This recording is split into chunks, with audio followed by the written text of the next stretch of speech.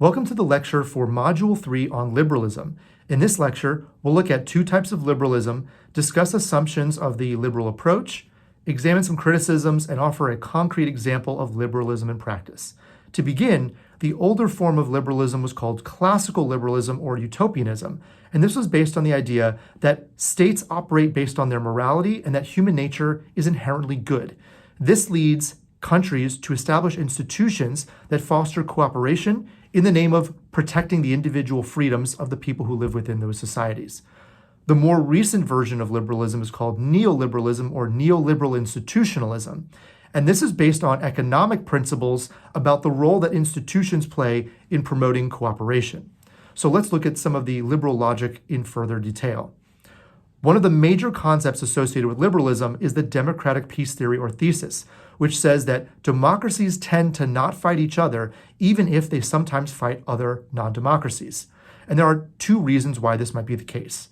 The first is that democratic states have internal restraints against foreign aggression. For instance, if people in a country do not want to go to war, if that country is democratic, the constituents can express their concerns to their elected officials, who will hopefully listen to them. Otherwise, they will suffer electoral consequences in the next election.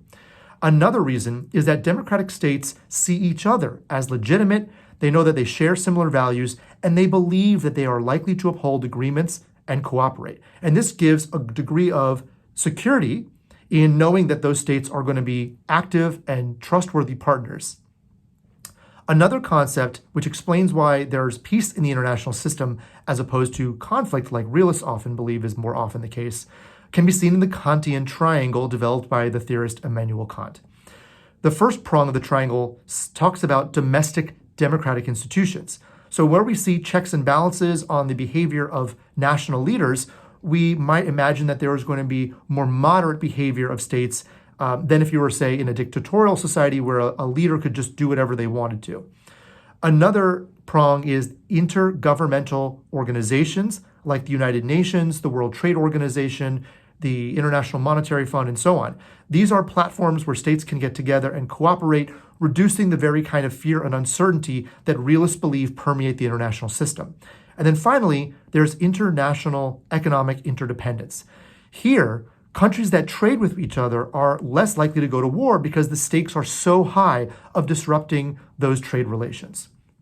So what are some of the assumptions of liberalism? The first is that, as the name neoliberal institutionalism suggests, institutions matter.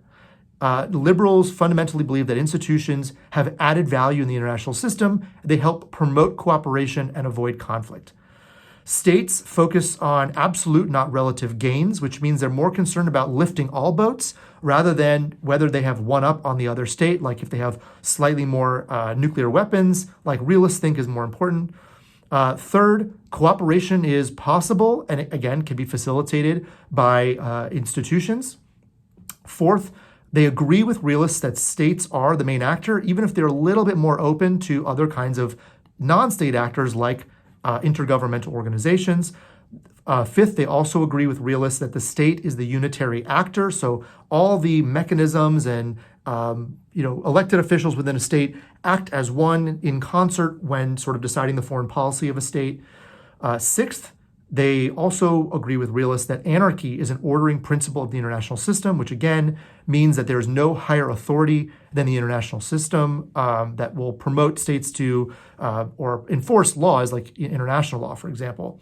Seventh, the goal, unlike what realists believe, is actually wealth maximization as opposed to power maximization. Again, the idea here is that through fostering economic ties between countries, we're likely to avoid future conflict. And then, unlike realists who focus primarily on security, liberals focus more on economic and environmental issues. So a little bit more on institutions. There are three things that institutions do which lessen the likelihood of conflict.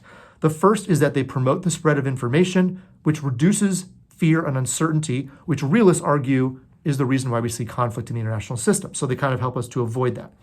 Another thing that they provide is they reduce transaction costs. So if every state had to work on a one-to-one basis with every other state in the world, it would be enormously cost inefficient, and it would result in states having to just dedicate a lot of their time and energy to these dyadic relationships. But what institutions do is provide a platform on a regular basis for states to talk about the issues that are facing them and the international system. And that makes the whole process of cooperation more efficient. And then finally, it lengthens the shadow of the future, which means that states will understand that they have to look at those states in the future, that these are not one-off events, and they would so therefore be more likely to engage in cooperative behavior, realizing that they're going to have to interact with the same states on a regular basis. A couple of the criticisms are, one, as the name utopianism suggests, that liberalism is too utopian or unrealistic in the sense that it does not accept that there are reasons why conflict emerges that might be maybe a little bit less optimistic than they like to believe. So that's one of the criticisms. Another one is that institutions actually are relics of the power distribution of the international system. They themselves carry no independent causal power, which means that they think that, or one of the challenges to liberalism is that institutions don't actually do as much as they say they're doing, and they actually reflect the interests of the most powerful states. But an example of liberalism in practice can be seen in the United Nations, which was formed after World War II and was the successor to the ill-fated League of Nations, which was designed to prevent threats to international peace and security. And so what the UN does is it continues to provide this kind of security and a platform for cooperation, despite the fact that there have been changes in the power structure of the international system since 1945 when it was founded. So its persistence and its ability to bring states together to cooperate on issues like climate change, nuclearization, human trafficking, and so on, is evidence that institutions actually matter and continue to play an important role in having states cooperate in the international system.